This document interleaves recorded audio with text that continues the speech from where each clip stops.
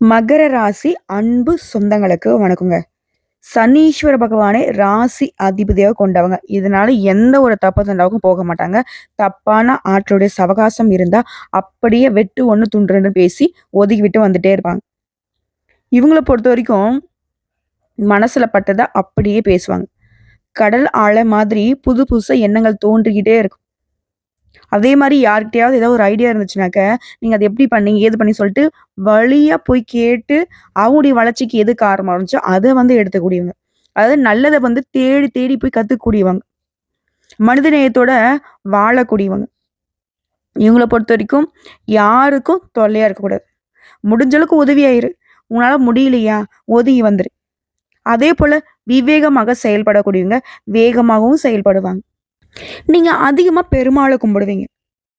ஏன்னா, சனியின் பூரண ஆதிக்கத்துல பிறந்தக்கூடிய உங்களுக்கு, திருமால் கிட்ட மாறாத பக்தி இருக்கும். ஓகேங்களா? இதனால அடிக்கடி வந்துட்டு பெருமாள தான் கும்பிடுவீங்க. சனிக்கிழம ஆனா போதும். நாமம் போட்டுக்கிறது. சனிக்கிழமனா போதும். பெண்களா இருந்தீங்கனாக்க, பெருமாள வழிபாடு செய்யாம அந்த நாள தொடங்கவே மாட்டீங்க. அதேபோல எந்த ஒரு விஷயத்திலுமே முதலிடம் புடிக்கணும்னு நெனைப்பீங்க. நெனச்சத சாதிக்கணுங்கிறதுக்காக எவ்வளோ சிரமத்த வேணா சந்திப்பீங்க. ஒரு விஷயம் கஷ்டமா இருந்துச்சுனாக்கா, மத்த ராசிக்காரங்கலாம் விட்டு விலகுவாங்க. ஆனா, இந்த மகரம் மட்டும், "ஓ! இந்த விஷயம் இவ்வளோ கஷ்டமா இருக்கா?" அப்படின்னு அதுக்கான பலன் வந்துட்டு அதிகமா தான் இருக்கும் அப்படின்னு உழைப்புக்கு முக்கியத்துவம் கொடுக்கக்கூடியவங்க. தான் உழைப்பு, தான் உயர்வு. இத மட்டும் மனசுல வச்சு வாழ்வதனால தான், இது நாள் வரைக்கும் இந்த காலத்துல யாருங்க உழைச்சு முன்னேறியிருக்கா? அப்படின்னு சொல்லக்கூடிய அளவுக்கு தான் மகரம் வந்து படிப்படியான வளர்ச்சிய தான் பார்த்துட்டுருக்கு. அதுவும் சில நேரங்கள்லாம் இத்தன காலமாலாம் ஒரு அடி எட்டு வைக்கலான்னு நெனச்சாலே போதும் 10 அடி பின்னாடி போன நிலையெல்லாம் வாழ்ந்திருப்பீங்க. ஆனா இனி இப்படிப்பட்ட கஷ்ட காலத்திலயும் கூட நீங்க நல்லா இருக்க போறீங்க. எப்படின்னு கேட்கிறீங்களா? அதாவது தனிமரமா நின்னு தவிக்கக்கூடிய மகரத்திற்கு மே 31ஆம் தேதிக்குள்ள ஒரு 8 பிரச்சனைகளுக்கான தீர்வு கிடைக்குது. அந்த பிரச்சனைகள் முடிவுக்கு வருவதனால இந்த பெரியவங்க சொல்லுவாங்க இல்லையா? எரியறத புடுங்கிட்டா கொதிக்கிறது தன்னால அடங்கி போயிடும்ன்னு சொல்லுவாங்க. அந்த மாதிரி மகர ராசிக்காரங்க இந்த 8 பிரச்சனை சரியாகுவதனால, வாழ்க்கையில கூடிய மத்த சிக்கல்கள், சிரமங்கள் எல்லாமே விலகப் போகுது. எல்லாமே மாறப்போகுது. உங்க வாழ்க்கையில அதிசயங்கள் நிகழப்போகுது. அது என்ன ஏதுங்கிறத தெளிவா பார்க்கலாம். இப்போ பொதுவா மகர ராசிக்கார்ல யாருக்குமே புடிக்காது. மேக்ஸிமம் எதிரிகளா தான் இருப்பாங்க. காரணம் கேட்டீங்கன்னா, இவங்க யாருக்குமே இந்த சைன் அடிக்கிற வேலைய பார்க்க மாட்டாங்க. யாருக்குமே ஒத்துழைச்சும் பேச மாட்டாங்க. "நல்லது பண்ணியா? நல்லதுப்பா" அப்படின்னு ஒதுங்கி போவாங்க. தூக்கி வச்சு கொண்டாட மாட்டாங்க. "கெட்டது பண்ணியா? நீ பண்றது பெரிய தப்பு. தேவையில்லாத பிரச்சனை வரும்னு" சொல்லிட்டு கண்டிச்சுட்டு ஒதுங்கி போயிட்டே இருப்பாங்க. இதுதான் மகரம். இதனாலவே யாருக்கும் பிடிக்காது. இந்த கலியுகத்துல எல்லாரும் என்ன நினைக்கிறாங்க, தப்புக்கு துணை வரணும், தப்புக்கு உதவி பண்ணணும். இப்படிதான் எல்லாமே பார்த்துட்டு இருக்காங்க இல்லையா? ஸோ அது வந்து என்னன்னைக்குமே மகர ராசிக்காரர்களுக்கு சுத்தமா ஆகாது. புரியுதுங்களா? சொல்லப்போனா தப்பு பண்றவங்க யாராவது மகர ராசிகளோட ஃப்ரெண்டா வச்சிருந்தீங்கனாக்க, அவங்கள விட்டு ஒதுங்குறது உங்களுக்கு நல்லது. சக்கையா மாட்டிப்பீங்க. மாட்டியும் விட்டுருவாங்க. ஸோ இப்படி வெட்டு 1 துண்டு 2 நேர்மை, நீதி இதுதான் வாழ்க்கைன்னு வாழக்கூடிய மகரத்திற்கு 50 ஆண்டுகளுக்கு பின்னாடி புதன் பகவானுடைய வீடான மிதுன ராசியில உருவாகக்கூடிய திருகிரக யோகத்தினால உங்களுக்கு பணமும் குவிய போகுது, வெற்றியும் குவிய போகுது. ஜோதிட சாஸ்திரப்படி நவகிரகங்கள் ஒவ்வொன்னும் ஒரு குறிப்பிட்ட கால அளவுல ராசியை மாத்தும்.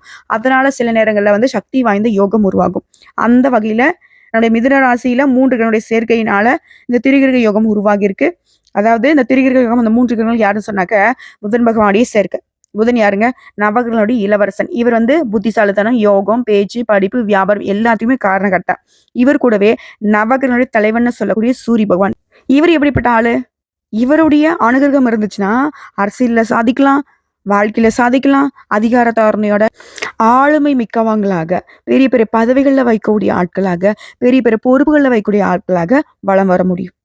ஸோ இவரும் உங்களுக்கு சாதகம்.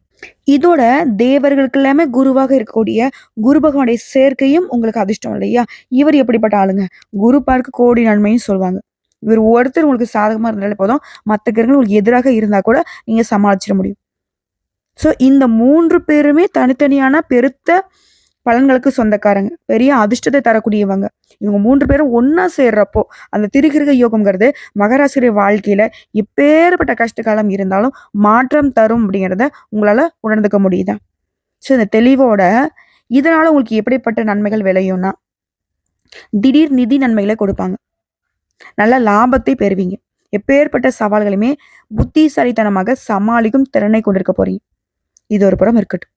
முதல்ல இந்த திரிகிரக யோகத்தினால நம்முடைய மகரத்திற்கு எந்த மாதிரியான அந்த 8 பிரச்சனை முடிவுக்கு வரப்போகுது? அதை ஃபர்ஸ்ட் தெரிஞ்சுக்கலாமா? இவங்கள பொறுத்த வரைக்கும் ஒரு விஷயத்த செய்யணும்னு முடிவு பண்ணி இறங்குவீங்க. அலைச்சல் இருக்கும். வேலை சும்மா இருக்கும். கடைசியில பார்த்தா, நல்ல வாயம் சம்பாரிச்சு, நார வாயம் சாப்பிட்ட கணக்கா. ஓகேவா? இவங்களோட உழைப்புங்கிறது இவங்களுக்கு 10 பைசா பிரயோஜனம் இல்லாம போயிருக்கும். அப்படியே சிறுக சிறுக சிறுக சேர்த்த பணம் கூட மத்தவன் அபுக்குன்னு போட்டு போயிருப்பான்.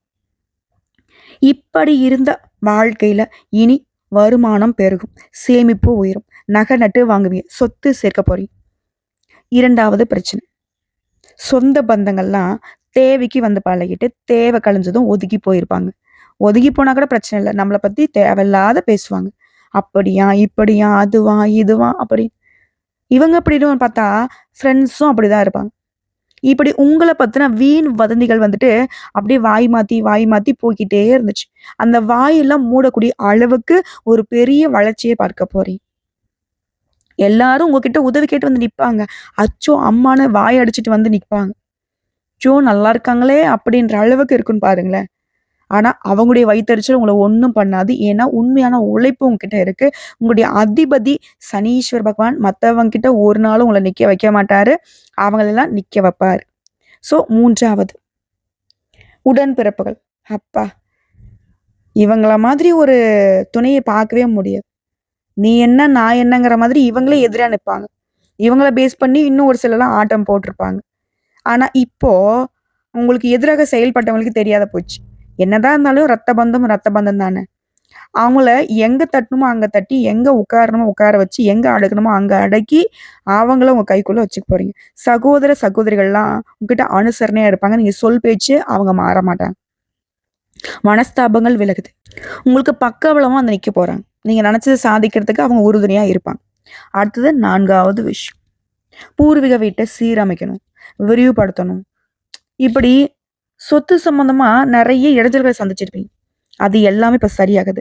கோர்ட்டு கேஸ்ன்னு ஏதாவது சொத்து சம்மந்தமா போயிட்டு இருந்தா கூட, அது உங்களுக்கு சாதகமா தீர்ப்பு கிடைக்கும். குறிப்பா உங்களுடைய மூதாதையருடைய சொத்துக்கள் உங்க கைக்கு வந்து சேரும். புதுசா வீடு கட்டக்கூடிய யோகம் கூட இருக்கு. பழைய வீட்டை சீரமைத்து, திரும்பவும் ஒரு புதுமையா மாத்தி அமைக்கக்கூடிய வகையிலும் இருக்கு. அதேபோல வண்டி வாகனம் வாங்கக்கூடிய யோகம் இருக்கு. பொன் பொருள் சேர்க்கையும் வாய்ப்பு இருக்கு. அடுத்து 5வது பிரச்சனை. ஆரோக்கிய பிரச்சனை. பெரும் பிரச்சனை. நமக்கே தெரியல ஒரு மாதிரி பயமா இருக்கு. நமக்கு ஏதோ பெரிய வியாதி இருக்குமான்ற அளவுக்கு சின்ன சின்ன உடல் பாதைகள் அப்பப்ப நம்மள வந்து சோர்வடிச்சுட்டே இருந்துச்சு. அந்த உடல் ஆரோக்கியம் மேம்படுது. இருந்தாலும் எப்பவுமே மகர ராசிக்காரங்க சரியான நேரத்துக்கு உணவு எடுத்துக்கோங்க. நேர நேரத்துக்கு தூக்கத்த வச்சுக்கோங்க. அதே போல வெளி உணவுகள தவிர்த்துடுங்க. ஓகேங்களா? ஆரோக்கியம் இருந்தா மட்டும் தான் உங்களால எல்லார்கிட்டயும் அக்கறை காட்ட முடியும். அத ஃபர்ஸ்ட்டு ஞாபகத்துல வச்சுக்கோங்க. ஃபர்ஸ்ட்டு உங்களுடைய ஆரோக்கியத்துல அக்கறை வச்சுக்கோங்க. அடுத்து 6வது பிரச்சனை. பழைய கோர்ட்டு கேஸு வழக்கு. சொத்து பிரச்சனைன்றது தனி. வேற. நம்ம குடும்பத்துக்கும், நம்ம சொந்தக்கார குடும்பத்துக்கும் அப்படி இப்படி ஏதாவது ஒரு வகையில கோர்ட்டு கேஸ்ன்னு அலைஞ்சுகிட்டு இருப்போம். அதுல இப்போ உங்க வக்கீல் சொல்றத மட்டும் கேட்டு நடந்துக்கோங்க. தானா எந்த ஒரு முடிவும் எடுக்காதீங்க. பேச்சிலும் சரி, செயல்பாடும் சரி. நிதானமா இருங்க. தன்னால அந்த கோர்ட்டு கேஸ் தீர்ப்பு உங்களுக்கு சாதகமா முடிஞ்சிரும். இந்த மகர ராசிய பொறுத்தவரைக்கும் நல்ல சிந்தனைகள் தான். ஆனா என்னன்னா அவசரம் காட்டிடுவாங்க. மத்தவங்களுக்கு ஹோப் குடுத்துருவீங்க. இப்போ ஓடி வரோம். ஓடி ஒரு இடத்த வந்துட்டு ரீச் பண்றதுக்கு ஓடி வரோம். அப்பதான் ஜெயிக்க முடியும். ஓடி வந்துட்டு இருக்கிறப்போ நம்ம கூட ஓடிட்டு வர்றான் பாத்தியா போட்டி எல்லாரும். அவனுக்கு வந்து பாத்தீங்கன்னா உங்களுடைய ட்ரிக்ஸ சொல்லிக் குடுக்குற மாரி. நெறைய விஷயங்கள்ல மகரம் தோத்து போறதுக்கு காரணம் அதான். இவங்களோட ரகசியங்கள் வந்துட்டு ஈஸியா வெளிய சொல்லிடுறீங்க. ஆனா நீங்க என்ன நெனைக்கிறீங்க? பரவால்ல பொழச்சுட்டு போட்டுன்னு நெனைக்கிறீங்க. ஆனா அந்த பரவால்ல பொழச்சுட்டு போறதில்ல. அந்த பொழப்பு மத்தவங்க பொழைக்கிற பொழப்பு வந்து பாத்தீங்கன்னாக்கா உங்களுடைய உழைப்பை திருடி பொழைக்கிறாங்க. அப்போ அந்த உழைப்பு உங்களோடது வீணா போகுது. நீங்க வீழ்ச்சி அடையறீங்க.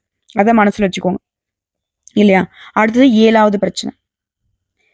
சின்ன சின்ன வாகன விபத்துகளால, நோய் நொடிகளால பாதிக்கப்பட்டு, நெறைய செலவுகளால அவஸ்தைப்பட்டு, அல்லோலப்பட்டுருப்பீங்க. சதா நேரமும் ஏதாவது ஒரு செலவு இழுத்து விட்டுட்டே இருந்திருக்கும். அந்த செலவுகள் பண்ணக்கூடிய நிலை மாறுது. ஓகேங்களா? ஒரு 10 காசு சேர்க்க முடியாத அளவுக்கு ரூ.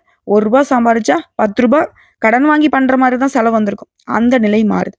அதேபோல பழுதாகி நின்னக்கூடிய வாகனங்களை மாத்துவீங்க. அடுத்து 8வது பிரச்சனை. குடும்பத்துல சந்தோஷத்துக்கு வழியே இல்ல. ஆளுக்கு ஒரு பக்கம் மூஞ்சி திருப்பிட்டு போறோம். ஒத்துமை இல்ல. போறவரெல்லாம் கேவலம் பேசுற மாதிரி தான் வீட்ல சண்டை, சச்சரவு அப்படியே போயிட்டு இருக்கு.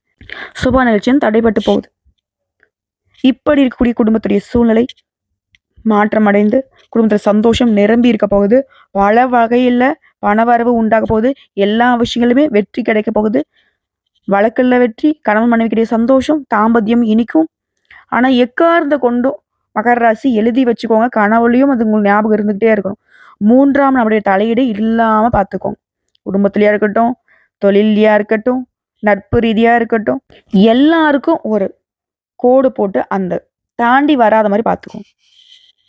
அதே போல உத்தியோகத்தில் இருக்கீங்களா, அதிரடி மாற்றம் இருக்கும், முன்னேற்றம் இருக்கும். மேல் அதிகாரி கிட்ட ஆதரவு கிடைக்கும். கொடுக்கல் வாங்கல்ல மேன்மை ஏற்படுது. கௌரவ பதவிகள் தேடி வரும். அலுவலக ரீதியா, தொழில் ரீதியா வெளியூர் பயணம் போயிட்டு வருவீங்க. சொந்த ஊர்ல செல்வாக்கு அதிகமாகும். வீடு வாங்குறது, வீடு கட்டுறது எல்லாமே நல்லபடியா நிறைவேறும். அரைகுறையா நின்று போன கட்டிட வேலைகள்லாம் இப்போ முழுமூச்சோட கட்டிட முடிச்சு கிரகப்பிரவேசம் செய்வீங்க. அதே போல தாய் வழி சொத்துக்கள் கைக்கு வரும். மகனுக்கோ மகளுக்கோ வெளிநாட்டுல வேலை கிடைக்கும். கல்வியில மேம்பாடு இருக்கு. அதே போல தள்ளி போன மகராசியுடைய உங்களுடைய திருமணமோ இல்ல உங்களுடைய மகனுக்கோ மகளுக்கோ திருமணம் ஏதாவது ஏற்பாடா இருந்தா அந்த திருமணங்கள் இப்ப கைகூடி வரும். விஐபிகளுடைய முன்னிலையில அந்த கல்யாணத்தை ஜம்மு நடத்துவீங்க. அதே போல அரசியல்வாதிகளாம் தலைமைக்கு நெருக்கமாகுவீங்க. வெற்றி பெறுவதை மட்டுமே வழக்கமாக கொண்டு வாழ போறீங்க. இதோட வாழ்க்கையில திடீர் திருப்பங்கள் வரும்னு சொல்லியா, தந்தையாருடைய உடல் ஆரோக்கியத்துல அக்கறை காட்டுங்க. பண வரவு அதிகமா வரும். வியாபாரம் பல வகையில் லாபத்தை கொடுக்கும். ஷேர் மூலம் பணம் வரும். ஒட்டுமொத்தமா சமுதாயத்துல அந்தஸ்து கௌரவத்தோட வாழ போறீங்க. குடும்பத்துடைய அந்தஸ்து பல மடங்கு உயர போகுது. எல்லாத்துக்கும் மேல விலை உயர்ந்த நகைகளே வாங்குவீங்க. புண்ணிய ஸ்தலங்களுக்கு போயிட்டு வரக்கூடிய யோகம் இருக்கு. குடும்பத்துல இருந்த தடைகள் எல்லாமே உடைப்படுது. உடைய விருப்பங்கள் எல்லாமே பூர்த்தி ஆகுது. அடுத்தவங்களை நம்பி மட்டும் எக்காரணத்தை கொண்டு மகர ராசி அகலக்கால வைக்கக்கூடாது. உங்களுக்கு தெரிஞ்சதை செய்யணும். உங்க வேலையை நீங்க தான் செய்யணும். யாரையும் நம்பி ஒப்படைக்கூடாது. யாரையும் நம்பி எதையும் கொடுக்கக்கூடாது, வாங்கக்கூடாது. புரியுதுங்களா? மகரம் எக்காரணத்தை கொண்டும் யாரையுமே எந்த காலத்திலையும் நம்பக்கூடாது. சனீஸ்வர பகவானை அதிபதியாக கொண்டவங்க. நீங்க தான் பல பேருக்கு வழிகாட்டி. ஓகேங்களா? உங்களை தான் 10 பேர் நம்பினே தவிர்த்து நீங்க ஒருத்தர் நம்பி இருந்துட்டீங்க அப்படின்னாக்கா அந்த வேலை கண்டிப்பா சாதகமா நமக்கு இருக்காதுங்கிறத முடிவு பண்ணிக்கோங்க. ஒட்டு மொத்தமா இந்த திரிகிரக யோகம்ங்கிறது புது புதிய விஷயங்களை நீங்க கத்துக்க போறீங்க. இதை பயன்படுத்தி உங்களுடைய இலக்குகளை எட்டி பிடிக்க போறீங்க. ஸோ உங்களை பொறுத்த வரைக்கும் இந்த திரிகிரக யோகம் கொடுத்துருக்கூடிய பலன்கள் அப்படிங்கிறது பிரச்சனைகளை முடிவு கொண்டு வரது மட்டும் இல்லாம உங்களுக்கு அதீத நல்ல பலன்களையுமே கொடுக்க போகுது. என்னன்னா புதிய வருமான ஆதாரங்கள் திறக்கப்படும். நிதி நிலைமை வலுவா இருக்கும். குடும்பத்திலையும் சரி, வாழ்க்கையிலும் சரி, மகிழ்ச்சிக்கும் அமைதிக்கும் குறைவே இருக்காது. நீண்ட நாள் ஆசைகள் எல்லாமே நிறைவேற போகுது. சமுதாயத்துல மதிப்பு மரியாதை அதிகமாக போகுது. செல்வாக்கு மிக்க நபருடைய நட்பு கிடைக்கும். நீங்களே செல்வாக்கு மிக்க நபர்களாக வளம் வர போறீங்க. வெளிநாட்டு பயணங்களை மேற்கொள்வதற்கு வாய்ப்புகள் கிடைக்கும். சுப நிகழ்ச்சியில அதிகமாக பங்கேற்கக்கூடிய வாய்ப்பு இருக்கும். புதிய வேலை தொடங்கக்கூடிய எண்ணங்கள் இருந்தா இந்த காலத்தில் தொடங்கினா நல்ல வெற்றி கிடைக்கும். அதே போல நீண்ட காலமாக உங்களுடைய பணம் எங்கேயாவது வெளியில சிக்கியிருந்தா அந்த பணத்தை நீங்களே மறந்துருந்தா கூட அந்த பணம் திரும்ப கிடைக்கிறதுக்கு வாய்ப்பு இருக்கு.